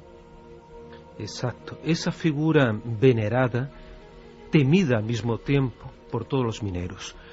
Para que tengas una idea, Iker, durante el periodo colonial murieron a lo largo de 80 años casi 15.000 indígenas en aquellas minas. Después fueron sucediendo muchas muertes y ellos atribuyeron no solo al conquistador español, ¿no?, que les obligaban a trabajar como esclavos en aquellas minas, sino a otra figura que no podíamos decir que es solo el diablo, sino también una figura que les daba la vida, que les podía dar la riqueza, una figura, digamos, incongruente, una figura paradójica, como es el Supai, el tío, y lo vimos allí cara a cara, estuvimos con él, y además bajo riesgo de haber perecido bajo tierra. Ahora me lo cuentas, Pablo. Y ahora te contaremos. Vamos a escuchar a especialistas, a mineros. Bueno, que los mineros bolivianos hablen es un milagro. Que nos hagan partícipes de su mundo oculto, críptico, en el cual las cámaras no entran prácticamente, también es otro milagro. ¿Y cómo describían el Supai, al tío? Muchos tienen altares con la figura de este ser, que algunos describen como un hombrecito, y que en la cultura andina se aparece realmente. Vamos a escucharlo con qué grafismo, ¿no?, lo expresan. Nosotros aquí al duende llamamos al diablo, al tío que decimos. Interiormente adentro tenemos un tío que está bien sentado y a él es el que, entrando a la mina, a él es el que adoramos, a él le echamos cada viernes o cualquier día. A él le adoramos, a él le chalamos. Quiere decir que hacen una serie de invocaciones los mineros que se juegan la vida. ¿Ante qué figura? Ante una figura de una estatua de una figura demoníaca, o sea, del mismísimo diablo, un hombre con cuernos, ese hombre que al mismo tiempo tiene la boca quemada porque le ponen cigarrillos en la boca. Entonces es una figura horrible porque ves todo alrededor de la boca ennegrecido, quemado por los cigarrillos que le ponen para fumar. En su mano sujeta un vaso con licor, aguardiente, el alcohol que le dan también para chayar, como dicen ellos, que son las ofrendas. Vamos a chayar, vamos a darles ofrendas a este.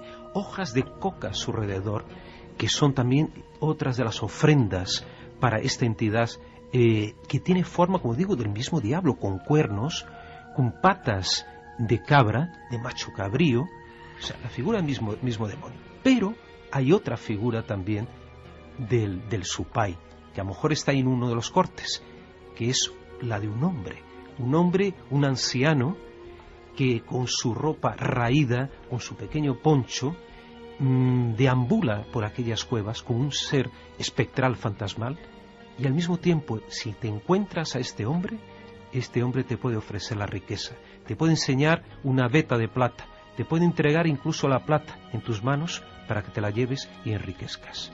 Hay muchas historias, incluso de los mineros españoles. Nuestro compañero Luis Álvarez, si recordáis, recopiló algunas, con ellos hablando, una aparición en Asturias, terrible, porque veían, si no recuerdo mal, a un individuo de pelo largo como herido, y creían que era un minero que se había matado tiempo atrás, en los años 60, que se aparecía subiendo por la bocamina. Nuestros compañeros bajaron a las minas y recogieron muchas informaciones, muchas voces, a estas horas a veces difíciles de entender. Estamos bajo la tierra, estamos en la Bolivia profunda, y estamos hablando de gente que hace ciertos ritos de los que casi nadie sabe nada. Como le digo, en adentro a él le veneramos para que nos cuide, para que no nos pase nada, para que nos dé también mineral que aparezca. Para eso, entonces, siempre hagamos a él. Bajasteis muchos metros, pasasteis bastantes inclemencias, ibas con un tipo tan bragado como nuestro compañero Marcos Macarro y estuvisteis a punto de abandonar, hay que decirlo también, ¿no? Sí, porque la sensación, y que estamos hablando de una de las, por ejemplo, de las minas la mina Candelaria, es una mina artesanal, estamos hablando de una mina cooperativa, una mina fundada hace más de 500 años. Una mina muy antigua, una de las pocas de estas tan antiguas que todavía siguen en funcionamiento. El gran problema que tienen es la ventilación, o sea, cómo llevar el aire al interior. Entonces yo te digo, hubo un momento, y te confieso aquí, y lo dije a mi esposa, Monse, que casi eché la toalla, porque en el momento que fui a entrar en una de las cuevas donde estaba uno de los supais, uno de los tíos, para fotografiarlo, tuve que reptar por menos de 50 centímetros de altura, un túnel, un pequeño pasadizo, y sentí la ausencia de aire ahí dentro, o sea, simplemente no había aire. Entonces, uno de los peores momentos de mi vida es sentir esa sofocación, y entonces entré en pánico. Te digo que quise salir corriendo, no pude. ¿Entraste en pánico en la caverna dentro del supay? Donde estaba el supay, uno de los supais, porque había varios supais en esta cueva. Pero este era el más recóndito, digamos, que no enseñaban así como así a cualquiera. Entonces fui solo en ese momento y reptando, sentía que no había aire, no sentía. Entonces vi que la sensación es horrible y que es pánico, o sea, entra pánico. Intenté salí y dije, voy a salir corriendo de aquí. Pero claro, no puedes correr porque te falta aire. Y al mismo tiempo avanzaba un poco hasta la entrada de la mina, la boca mina, para poder respirar. Y entonces me calmé, me tranquilicé y volví al interior para seguir con las filmaciones.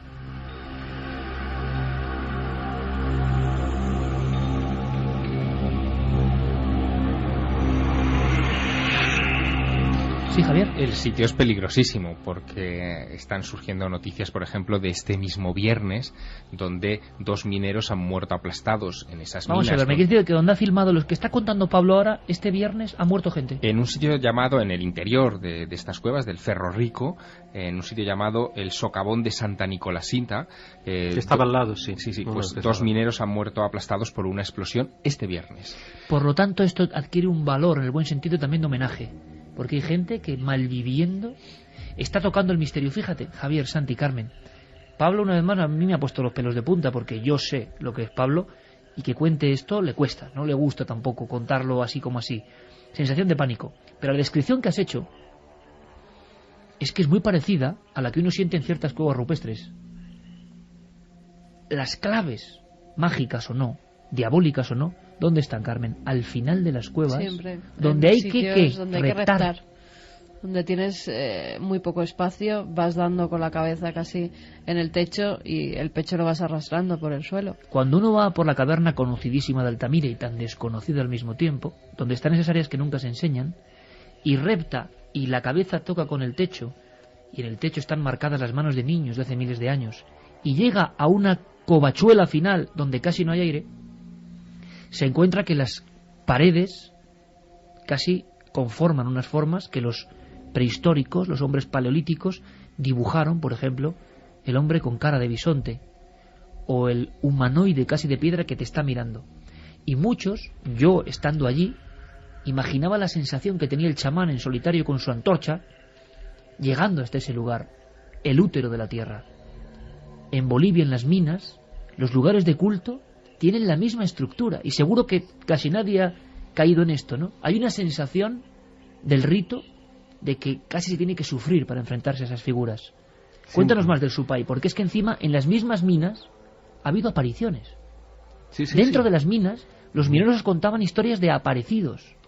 Incluso uno de los mineros, bueno, este señor que hablaba, notabais que tenía la voz como alterada, y eso porque en ese momento en que entrevistábamos estaba coqueando, estaba con las hojas de coca formando una bola en todo el carrillo, ¿no?, para poder soportar, digamos, aquellas condiciones, o sea, la falta de aire, ¿no? Bueno, falta de aire que se ve fuera también, porque son 3.800 metros de altura esa zona. Claro. Exactamente, ya íbamos con el cuerpo, ¿no?, alterado por el soroche. Soroche, ¿no?, que era otra cosa que era... El mal de altura, ¿no?, que es terrible, ¿eh? Lo pasas mal, ¿no?, hasta que no te acostumbres. Por eso ese lugar lo tiene todo. Claro, claro. O sea, minas cosas ancestrales y en uno de los lugares más inhóspitos de la Tierra para vivir. Sin duda, y a pesar que la ciudad colonial es una maravilla, y recomiendo vivamente que la gente conozca Potosí, una de las ciudades más extraordinarias coloniales de todas las Américas.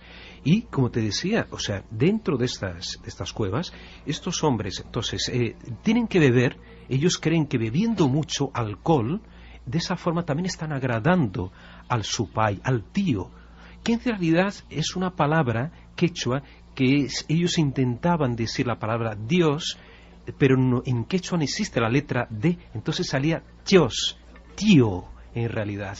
Y el tío es algo que no es exactamente diablo, pero tampoco es Dios. Es ese ser intermediario, este ser que te abre los caminos de las minas y al mismo tiempo te las cierra, o te hace que las minas, o sea, que la mina conspire contra ti. Un corte que tiene ahora un material de Pablo, una entrevista bajo tierra, que tiene, como digo, un especial valor por lo que ha contado en tiempo real Javier Sierra. Los capataces de las minas y los mineros hablando de los compañeros que tienen que enterrar, pero casi constantemente, ¿no? Muchas han entrado y han salido muertos. Pero en algunas partes de ellas, sin conocerse, entran y ahí han salido. Y algunas veces también se han caído al zajo y también han salido muertos. Y también decíamos apariciones. En este ambiente de muerte, sin oxígeno, claustrofóbico, tal y como lo ha designado perfectamente Pablo Villarrubia, hay historias de cómo la escultura se convirtió en algo que se venía apareciendo. O sea, las apariciones conformaron al final el rito y el mito. Escuchamos. Por ahí alguna vez te encuentras con el tío dentro de la mina, y a veces muchos de los mineros lo dan la forma de una persona más anciana que está caminando dentro de la mina con su quepina, que es como una mochila, y cuando se topa con esta persona siempre dice: no tienes alcohol, o no tienes cigarrito o coca. Sí, tengo esto. Y le das, pues ese minero viejo te entrega el mineral muy buena que está cargado en la espalda, sin nada más de decirte: toma esto, me diste coca, me diste cigarro, toma, pa. Y se va, y se pierde. ¿Qué simbología es esta? Los mineros hablan de que se encuentran a veces con ciertas figuras. Podemos pensar, las condiciones de altura, el alcohol, la falta de aire, ¿provocan alucinaciones? ¿Las alucinaciones siempre tienen la misma forma? Que no piense en la coca, porque la coca es la hoja de coca que se masca, que mascan allí, como has dicho. Y que todos hemos mascado por la altura. Claro. Y tomado infusiones de hoja de coca. Exacto. Pero es singular que en todos estos lugares, también en el viejo mundo, en el viejo continente, las minas más ricas, los yacimientos más importantes, siempre se asocian a apariciones de figuras sobrenaturales. Nuestro folclore está lleno de duendes, por ejemplo, que protegen la entrada a cuevas ricas, por ejemplo, en plata, que es justo el mineral favorito o más extraído en las minas del Potosí, en Bolivia. Aparecidos dentro de las minas, Pablo. Bueno, los mismos indígenas hablaban también antiguamente, en épocas coloniales, y los curas de aquella época, los religiosos, hablaban que el supay era un ángel bueno o malo. Hablaban también que era el demonio o un trasgo. De hecho, yo indagando a uno de los mineros, me decía que era un duende, el tío podía ser también un duende demoníaco, pero al mismo tiempo también que les ayudaba. Bueno, y hablando de ayudas, Pablo, todos nos acordamos aquí de casos de damas protectoras, lo hemos contado, en Albacete, en las proximidades de Orihuela, las historias de niñas que desaparecen y son protegidas por figuras que solo recuerdan la imagen como de algo casi virginal que las protege durante un tiempo. Dentro de las minas y en ese entorno encontráis historias de hombres bragados que por reyertas, imaginaos las reyertas en ese ambiente, aseguran que salvan la vida prácticamente, en ocasiones sí, en otras no, pero después de una de estas visiones. El documento a nivel antropológico creo que es una pequeña joya. Y estando, dice, yo malherido con una puñalada en la garganta que me da el papá de mi novia, dice, entonces aparece, dice, una señora que me ayuda a levantarme, me ayuda a llegar hasta el hospital, ¿no? Y al final dice, la señora que me trajo era la Virgen del Socavón y su imagen está en una pequeña capilla en la espalda del Cerro Pedregal. Entonces cuando muere, seguramente vienen a ver por curiosidad hasta dónde era cierto, ¿no?, esta historia, y encuentran que la imagen de esa capilla era idéntica a la señora que vive esa noche. una puñalada en el cuello, una reyerta y la persona que identifica una figura de este tipo, ¿no? Exactamente, y esto en el santuario donde está actualmente el santuario de la Virgen de Socavón. Pero es interesante y ver que cuando entramos, antes de entrar a la mina, a mano derecha de las minas, vas a encontrar siempre una capillita. En todas ellas tienen una capillita. Ahí vas a encontrar la Virgen, generalmente la Virgen de la Candelaria, ¿no? Estamos remitiéndonos a la Virgen que conocemos también de las Islas Canarias, ¿no? Que fue trasladada hasta allí el culto, por lo menos, y una imagen del Tata Cachito. El Tata Cachito en realidad es Jesús, pero lo que me impactó es ver una imagen de un Jesús crucificado, de uno de los brazos ensangrentado le pende una pala, que es la pala de los mineros. Estos dos, cada día, todos los mineros que van a entrar a la mina, antes de entrar, van a la capillita y rezan a Tata Cachito y a la Virgen para que, por favor, les dejen con vida o que salgan ellos sanos y salvos. Le ha impresionado mucho a Pablo un lugar que es el Salar de Uyuni. Dicen que los astronautas, desde fuera de la Tierra, lo veían de una forma especial. Este lugar, este desierto de sal.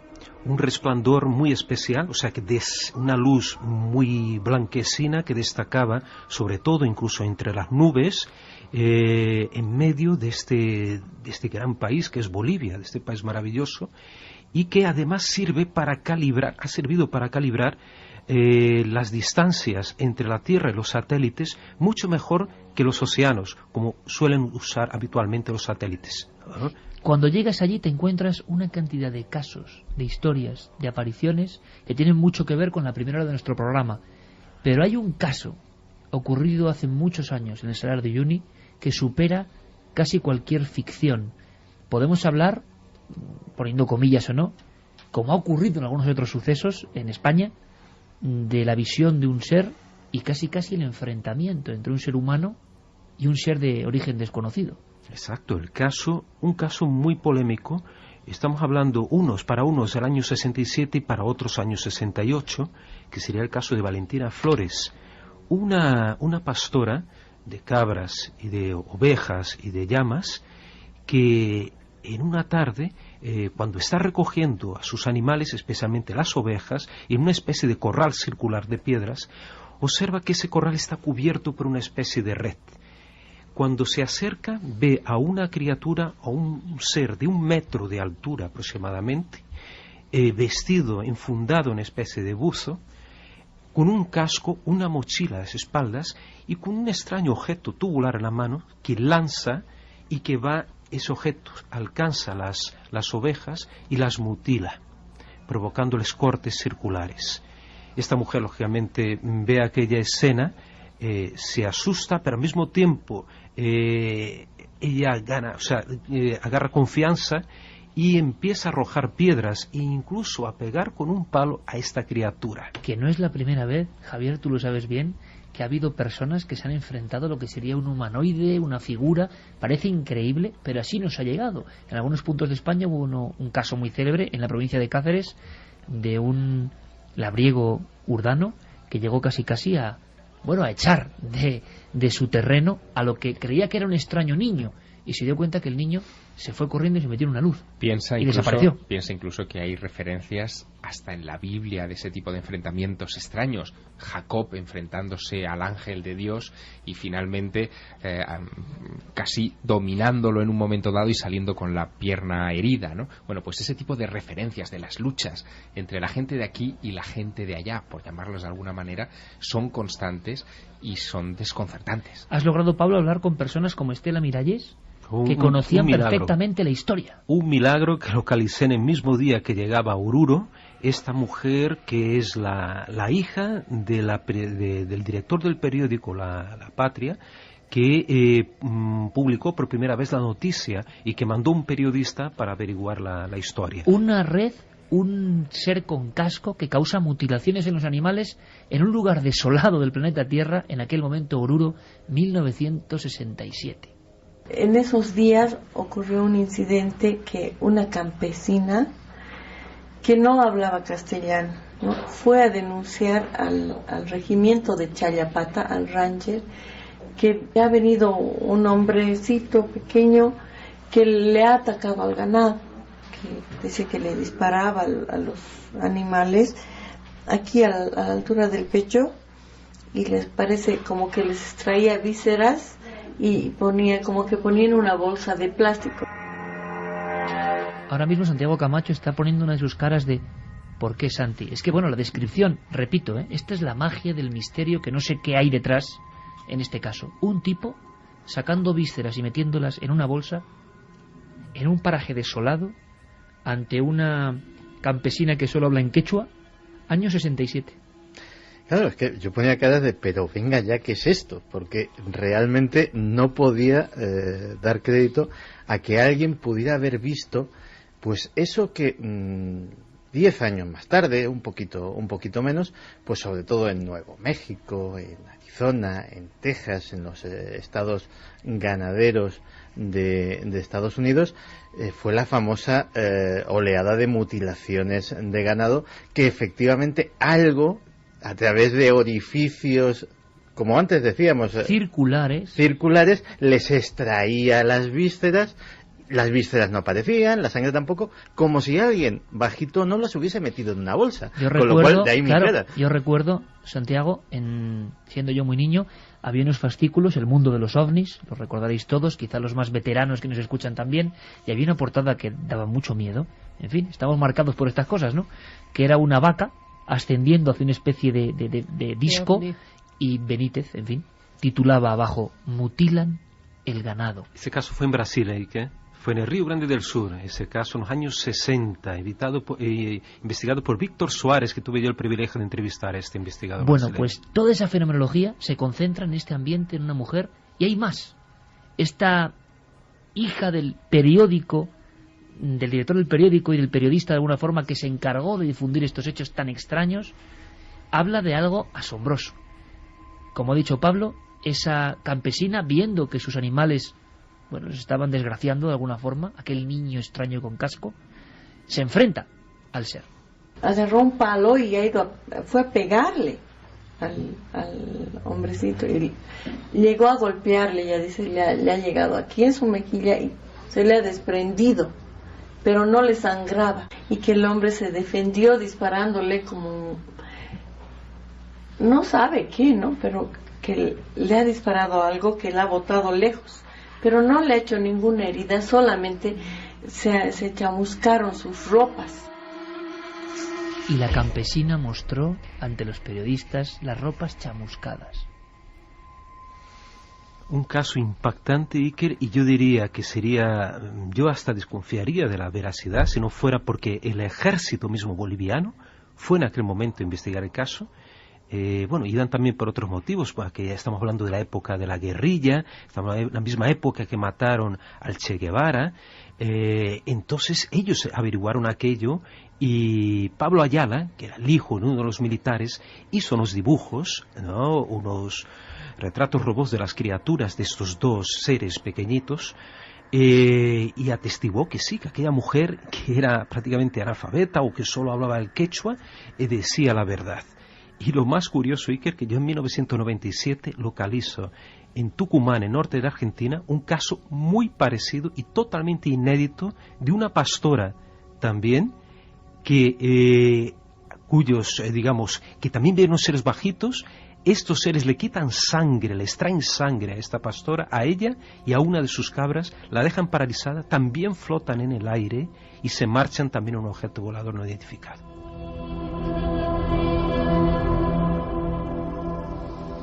Tan insondable, tan lejano, ¿no?, el misterio de los ovnis, y es que esto tiene que ver con los ovnis, desde luego. Pablo, imagino que más de una noche a tu regreso has vuelto a soñar con la cara del Supay. Sin duda, además porque a estar en la cueva apuntalada donde estaba el Supay, bajo riesgo de que se viniera abajo, incluso los mismos mineros asustadísimos, con miedo de entrar en aquella cueva, sí que soñamos varias veces con el Supay. Pablo, hermanito, como siempre, un abrazo muy grande, gracias, y tendremos más noticias de estos lugares asombrosos, increíbles, y que de alguna forma se hacen públicos después de tantos años de secreto. Gracias, compañero, como siempre. Gracias. 2:55. En la tercera hora de Milenio vamos a saber la historia. Se contaba, Santi, que el director del Sexto Sentido tiene una vida marcada por lo paranormal. Ya han sido cientos de mensajes en los últimos años. Que hablemos, por favor, de la historia de este hombre, que hizo una película, yo creo que primordial para entender el miedo y el siglo XX y XXI. Todo el mundo convencido de que había algo misterioso. Qué mejor que descubrirlo hablando directamente con él, ¿no? Pues sí, además es que su filmografía nos ha dado pie para pensar eso, porque anda señales, el sexto sentido, incluso el protegido. El incidente. Incluso el protegido, que es la película de superhéroes más genialmente planteada que he visto en mi vida. Bueno, pues hablaremos con este director. Carlos Largo ha tenido un encuentro con él y se ha encontrado con enormes y formidables sorpresas.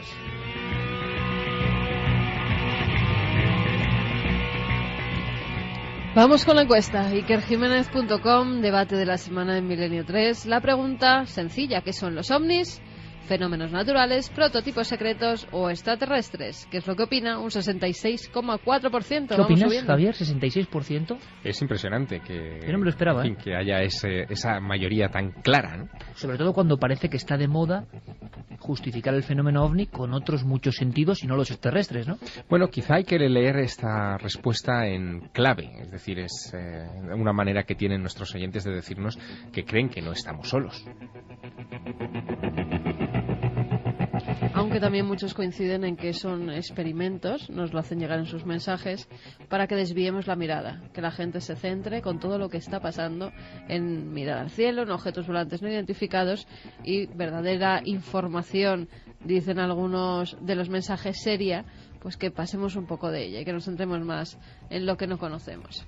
Vanessa nos decía, cuando estudiaba historia, mi profesor nos contó cuando estuvo en el Museo del Cairo y de cómo faltaba personalidad personal, para datar y valorar todo el material existente en el museo, y ahora pasa esto. ¿Sabotaje? Alba desde Salamanca, no puedo creer lo que está pasando en Egipto, aunque no estoy muy informada, creo que lo que reivindican es justo, pero ¿por qué la toman con el legado histórico del país? Es un patrimonio del mundo y deberían defenderlo en lugar de atacarlo, es su historia, no puede ser. Hay que decir que son unos pocos individuos, que no es el pueblo egipcio el que esté saqueando los monumentos y las antigüedades, más bien todo lo contrario, el pueblo está protegiendo del saqueo esas antigüedades y lo que hay es unos cuantos vándalos que no sabemos con qué intención. Y además de forma espontánea. Efectivamente. Yonay Rodríguez, desde Canarias, nos dice: los países que llevan tantos años oprimidos se empiezan a levantar y no sabemos hasta dónde llegarán. Joaquín desde Sevilla nos dice que es fan de Santi Camacho y, a colación de su reflexión del símil que ha hecho con la imprenta de Internet, decir que el hombre como especie no aprende de su historia y vuelve a caer una y otra vez por desconocimiento, porque no la estudia ni intenta comprenderla. Gracias por vuestro trabajo. Juan Terradas desde Toledo: intentemos ser optimistas. La mayoría de la gente que protesta son jóvenes estudiantes que buscan democracia y el fin del totalitarismo. Sería absurdo cambiar una dictadura por una teocracia. Es horrible lo de Egipto. Gracias, Milenio, por vuestra franqueza periodística, nos dice Elo desde Las Palmas. Vanessa también desde Las Palmas: me parece degradante lo que han hecho sobre un material de incalculable valor, patrimonio de nuestra humanidad, pero lo que es peor, quedará impune, si no al tiempo. Felicidades por el programa. Y felicidades a Vanessa porque acaba de tener una sobrinita que se llama Ariana. Pues bienvenida, mira, a la nave. Bendición milenaria para Ariana. Nosotros continuamos, nosotros seguimos con una hora llena de contenidos. Ahora hay que estar atentísimos. El mundo se mueve y lo estamos contando aquí en la SER.